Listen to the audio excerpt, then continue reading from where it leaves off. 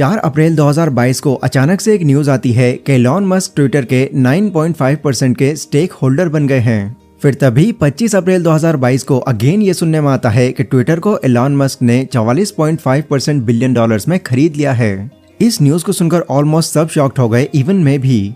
पर क्या आपको पता है कि एलॉन मस्क ने ये जो इतना बड़ा फैसला लिया है वो अचानक ये जल्दबाजी में बिल्कुल नहीं लिया गया। 25 मार्च 2022 को उन्होंने एक ट्वीट करके लोगों से कहा, free speech is essential to functional democracy. Do you believe Twitter rigorously adheres to the principle. मतलब पॉलिटिकल अफेयर्स को चलाने में नॉर्मल लोगों का पॉइंट ऑफ व्यू बहुत ज्यादा जरूरी है, जो बिना फ्रीडम ऑफ स्पीच के नहीं चल सकता। तो क्या आपको लगता है कि ट्विटर इस रूल को स्ट्रिक्टली फॉलो करता है? फिर इसी ट्वीट को सपोर्ट करते हुए उन्होंने फिर से एक ट्वीट किया जिसमें उन्होंने कहा, the consequences of this poll will be important, please vote carefully. मतलब इस पोल का नतीजा बहुत इंपॉर्टेंट होने वाला है, तो अपना वोट ध्यान से दीजिए। उनके इस ट्वीट के पीछे के मोटिव को समझे बिना 2 मिलियन लोगों ने इसमें नो वोट किया। बट इस ट्वीट के कुछ टाइम बाद क्या पता चलता है कि एलॉन मस्क ने पूरे ट्विटर को ही खरीद लिया और अब दुनिया के सबसे अमीर आदमी एलॉन मस्क ट्विटर के ऑनर बन चुके हैं। तो अब सबसे कंफ्यूज कर देने वाला सवाल यही है कि एक ट्वीट के बाद सीधे ट्विटर को खरीदने के पीछे एलॉन मस्क का क्या मकसद हो सकता है। वैसे जिन लोगों को ये बात क्लियर नहीं है उनको मैं बता दूं कि ट्विटर, जो कि पहले एक पब्लिक सोशल मीडिया कंपनी थी, इस ऑनरशिप के बाद एलॉन अब इसे प्राइवेटली ऑन कर रहे हैं। अब देखो, हम सब जानते हैं कि एलॉन मस्क एक विजनरी इंसान है, तो इस ऑनरशिप को लेकर भी डेफिनेटली उन्होंने कुछ बड़ा ही सोचा होगा। उस वक्त जब वो ट्विटर की ऑनरशिप ले रहे थे तो उन्होंने कहा था कि कंपनी को ऑन करने के बाद वो इसके फंक्शनिंग के तरीके में कई चेंजेस लाएंगे। बट आखिर ट्विटर ही क्यों? दुनिया में इतनी सारी सोशल मीडिया कंपनीज हैं, कोई और कंपनी क्यों नहीं? क्योंकि दूसरी बहुत सी ऐसी कंपनीज हैं जो ट्विटर के कंपैरिजन में आज के टाइम में बहुत ज्यादा प्रॉफिट बना रही हैं। वेल, इस कंपनी को लाने के पीछे एलॉन मस्क का कोई बड़ा प्रॉफिट होगा ये कह देना थोड़ी जल्दबाजी होगी, क्योंकि उन्होंने खुद ही कहा था कि ये कंपनी वो प्रॉफिट बनाने के लिए नहीं खरीद रहे हैं। बट फिर भी एलॉन मस्क को इस कंपनी से कुछ फायदा तो है, इसीलिए उन्होंने इस कंपनी को बाय किया है। एलॉन ने ट्विटर को क्यों खरीदा है, इसके पीछे जितने भी पॉसिबल रीजंस हो सकते हैं, इसके बारे में मैं आपको इस वीडियो में आगे बताऊंगा। देखो, इस बारे में जानकारी होना आपके लिए जरूरी है, क्योंकि हो सकता है कि सोशल मीडिया यूजर्स के लिए ये एक बहुत बड़ी अपॉर्चुनिटी हो। इसलिए बिना किसी और चीज से डिस्ट्रैक्ट हुए इस वीडियो की एक एक बात को ध्यान से समझना। So let's begin. वेल, सबसे पहले तो मैं आपको ये बता देता हूँ कि आखिर ये ट्विटर है क्या और क्यों ये बाकी सोशल मीडिया प्लेटफॉर्म्स के कंपैरिजन में ज्यादा खास है। तो ये सब साल 2006 से शुरू हुआ था, जब जैक डॉर्सी के माइंड में एसएमएस बेस्ड प्लेटफॉर्म बनाने का आइडिया आया, जहाँ लोग एक दूसरे से कॉन्वर्सेशन कर सकते थे और अपने थॉट्स को एक दूसरे के साथ में शेयर कर सकते थे। आइडिया सोच लेने के बाद में उन्होंने अपने इस आइडिया को ऑडियो पॉडकास्टिंग प्लेटफॉर्म के को फाउंडर इवन विलियम्स को बताया। जब इवन ने जैक के इस आइडिया को सुना तो उन्होंने उनके इस आइडिया को थोड़ा मॉडिफाई करने को कहा, जिसके बाद जैक ने अपने इस आइडिया पर और काम किया। देन एक ट्विटर नाम का प्रोडक्ट बनाकर उसे लॉन्च कर दिया। जब ट्विटर मार्केट में लॉन्च हुआ तो उस वक्त सोशल मीडिया मार्केट पर फेसबुक और माईस्पेस रूल कर रहे थे, और उस टाइम पर कोई इमेजिन भी नहीं कर सकता था कि ट्विटर, जो लोगों के लिए बिल्कुल नया है, वो इतनी तेजी से ग्रोथ पकड़कर इतनी बड़ी कंपनी बन जाएगी। बिकॉज वो प्लेटफॉर्म जो सिर्फ और सिर्फ टेक्स्ट के ऊपर चलता है, उसका इतना जल्दी ग्रो हो जाना नेक्स्ट टू इम्पॉसिबल था। बट कुछ ऐसी चीजें, या यूं कहें कि कुछ ऐसे सीक्रेट्स थे जिसकी वजह से ट्विटर ने इतनी तेजी से ग्रोथ पकड़ी और आगे चलकर सोशल मीडिया प्लेटफॉर्म पर खुद रूल करने लगा। ट्विटर एक ऐसा प्लेटफॉर्म है जो जैसे पहले हुआ करता था, सिर्फ थोड़े बहुत चेंजेस के साथ साथ आज भी वो बिल्कुल वैसा ही है। आपने देखा होगा, सेलिब्रिटीज हो या पॉलिटिशियंस, स्पोर्ट्स पर्सन हो या बिजनेसमैन, ट्विटर पर सभी एक्टिव हैं, भले ही वो दूसरे सोशल मीडिया प्लेटफॉर्म पर एक्टिव रहें या ना रहें। इसके पीछे का रीजन ये है कि यहाँ लाखों करोड़ों की तादाद में लोग अलग अलग टॉपिक्स पर अलग अलग डिस्कशन करते हैं और अपने अपने ओपिनियन शेयर करते हैं। सोशल मीडिया पर जितने भी ट्रेंड्स बनते हैं वो सभी ट्विटर से ही शुरू होते हैं। एंड यहाँ पर सिर्फ नॉर्मल डिस्कशन ही नहीं, बल्कि पॉलिटिकल और फाइनेंशियल डिस्कशन भी काफी ज्यादा होती है। ये ऐसी जगह है जहाँ नॉर्मल लोग भी एक्स्ट्राऑर्डिनरी लोगों की आंखों में आ जाते हैं। यही वजह है कि गवर्नमेंट, एंटरटेनमेंट, स्पोर्ट्स, फाइनेंस, हर तरह के हैंडल्स ट्विटर पर बने हुए हैं। दुनिया भर में रियल टाइम में क्या बातें चल रही हैं, आप एक ट्वीट से ये सब जान सकते हैं, क्योंकि लोग ट्विटर पर अपने ओपिनियन शेयर करने में हमेशा आगे रहते हैं। इवन खुद एलॉन मस्क भी ट्विटर के एक एक्टिव यूजर हैं।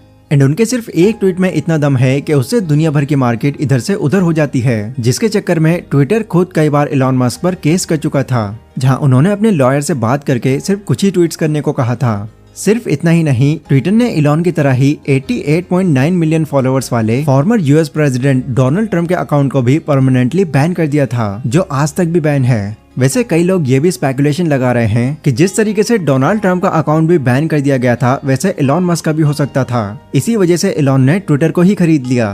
वेल, ऐसा बिल्कुल नहीं है, क्योंकि जब एलॉन मस्क ट्विटर के 9.4% के शेयर होल्डर बने थे, तब उन्होंने ट्विटर के बोर्ड ऑफ डायरेक्शंस को ज्वाइन करने से मना कर दिया था और कहा था जब तक ट्विटर एक प्राइवेट कंपनी नहीं बनेगी तब तक ये पूरी तरह से फ्री स्पीच को प्रमोट नहीं करेगी।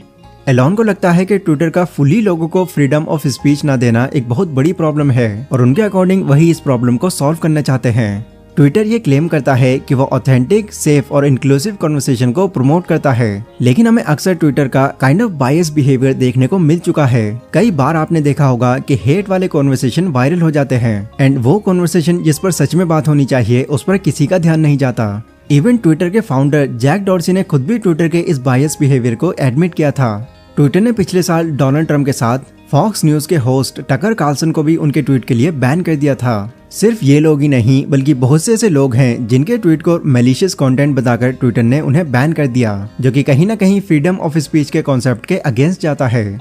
एलॉन मस्क जो है वो खुद को फ्री स्पीच एब्सोल्यूट यानी कि अनबायस्ड होकर सबकी बात सुनने वाला इंसान बताते हैं। वो कहते हैं कि ट्विटर एक ऐसा प्लेटफॉर्म होना चाहिए जहां लोग फ्री होकर अपने बातों और पॉइंट ऑफ व्यू को सबके सामने रख सकें, बट वो स्पीच लोगों के अंदर ज्यादा नेगेटिविटी ना फैलाए, इसलिए उसमें कुछ लिमिटेशंस भी जरूरी हैं। पर ये लिमिटेशंस कोई कंपनी नहीं बल्कि उस गवर्नमेंट को लगानी चाहिए जिस कंट्री में वो कंपनी ऑपरेट हो रही है। ट्विटर के पास फ्री स्पीच को दबाने का राइट नहीं होना चाहिए। साथ ही एज ए कंपनी ट्विटर के पास ये अथॉरिटी भी नहीं होनी चाहिए कि वो डिसाइड करें कि किस प्लेटफॉर्म पर किसकी बात सुनी जाएगी और किसकी नहीं। इसी चीज को एलॉन मस्क सॉल्व करना चाहते हैं। सो ट्विटर को बाय करने का सबसे बड़ा और पहला रीजन तो यही है कि एलॉन सबको फ्रीडम ऑफ स्पीच देना चाहते हैं, इसीलिए उन्होंने कंपनी का पूरा कंट्रोल अपने हाथ में ले लिया है। फ्रीडम ऑफ चॉइस के अंदर एलॉन मस्क किसको कितना फ्रीडम देंगे ये तो फ्यूचर में ही पता चलेगा, बट असली फ्रीडम ऑफ स्पीच वही है जिसमें लोग अपने हेटर्स को भी अपनी बात रखने का मौका दें। सेकंड चेंज जो एलॉन मस्क ट्विटर में लाना चाहते हैं वो है एल्गोरिदम की फंक्शनिंग को चेंज करके उसे और ट्रांसपेरेंट बनाना। ट्विटर का एल्गोरिदम जो ये डिसाइड करता है कि कौन सा पोस्ट वायरल होगा, उन सभी को बॉट्स कंट्रोल कहते हैं। अगर आप ट्विटर यूज करते हैं तो आपको पता होगा कि ट्विटर पर रैंडमली कोई भी चीज वायरल होने लगती है और ट्विटर पर काफी सारे ऐसे अकाउंट्स हैं जो फेक हैं या फिर जिसे बोट्स यूज करते हैं। एलॉन मस्क के खुद के 87.9 मिलियन फॉलोअर्स में से रफली 48% फेक हैं। इसीलिए एलॉन मस्क इस चीज को भी सॉल्व करना चाहते हैं। साथ ही वो इसके एल्गोरिदम को एक ओपन सोर्स एल्गोरिदम बनाना चाहते हैं। ओपन सोर्स बनाने का मतलब है यूजर्स के बीच ट्रांसपेरेंसी लाना, जैसे यूट्यूब, गूगल जैसे प्लेटफॉर्म्स करते आ रहे हैं। अगर उनका कोई यूजर उनके रूल्स के अगेंस्ट चला जाता है तो वो उनके ऊपर एक्शन तो लेते ही हैं, साथ ही उन्हें ये भी बताते हैं कि उन्हें अपने कंटेंट में कौन कौन से वर्ड्स यूज नहीं करने चाहिए।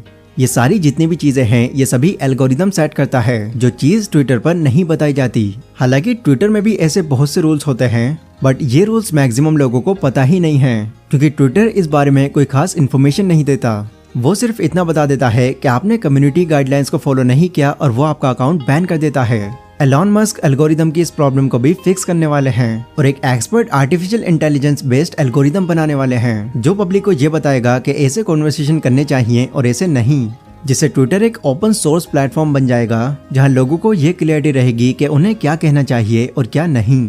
अब फाइनली बात करते हैं उस रीजन की जिसे एलॉन मस्क ने एडमिट नहीं किया है।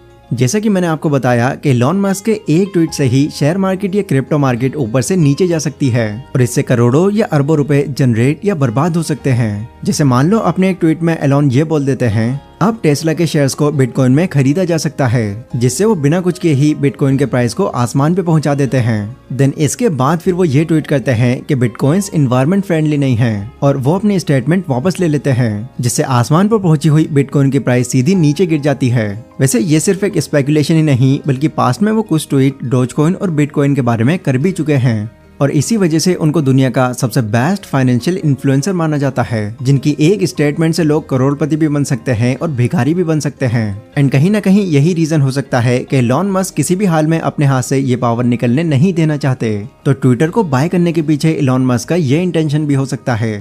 इसके अलावा एलॉन और भी छोटे बड़े ट्विटर में चेंजेस लाना चाहते हैं, जैसे ट्विटर में एडिट बटन ऐड करना।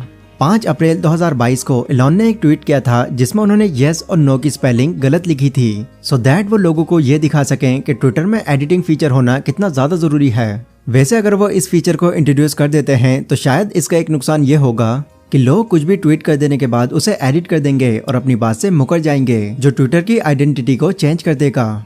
बट यस, अगर एलॉन मस्क ऐसा फीचर डाल देते हैं जिसमें ट्वीट एडिट होने के बाद इंस्टाग्राम यूट्यूब की तरह एडिटेड शो करे, तो शायद इस प्रॉब्लम को टैकल किया जा सकता है। एंड थर्ड, ऐसा भी हो सकता है कि एलॉन मस्क ने ट्विटर को उनके रेवेन्यू जनरेट करने के तरीके को चेंज करने के लिए खरीदा हो। एलॉन ने सजेस्ट किया था कि कंपनी के बोर्ड्स को एड्स बेस्ड रेवेन्यू मॉडल की जगह सब्सक्रिप्शन बेस्ड रेवेन्यू मॉडल लाया जाए, बट बोर्ड्स ने उनके इस सजेशन को एक्सेप्ट नहीं किया, क्योंकि सब्सक्रिप्शन बेस्ड रेवेन्यू मॉडल से company ads based revenue model की जितना प्रॉफिट बना सकती है इसकी कोई गारंटी नहीं है। बट अब तो ये ट्विटर सजेशन देने वाले ने ही खरीद लिया है। अब ट्विटर में फ्यूचर में सब्सक्रिप्शन देखने को मिलेगा या नहीं, ये तो एलॉन मस्क के हाथ में ही है, क्योंकि ये थॉट्स अभी भी एलॉन मस्क के माइंड में ही हैं। बट एक उम्मीद है कि आने वाले टाइम में ट्विटर एक ऐसा प्लेटफॉर्म होगा जहां लोग अपनी बात कहने के लिए बिल्कुल फ्री होंगे। सो ट्विटर को बाय करने के पीछे एलॉन मस्क का जो भी मोटिव हो सकता था, उस सब की इन्फॉर्मेशन मैंने आपको डिटेल में दे दी है। हम ये होप करते हैं कि आने वाले टाइम में ट्विटर अपने यूजर्स के लिए काफी बेनिफिशियल साबित हो। इस वीडियो की इन्फॉर्मेशन अगर आपको पसंद आई हो तो इसको लाइक और शेयर जरूर करें। इसी के साथ कमेंट सेक्शन में आप लोग मुझे बता सकते हैं कि अगली वीडियो आप कौन से टॉपिक पर चाहते हैं। पर अभी के लिए बस इतना ही। Stay safe, stay healthy, take care.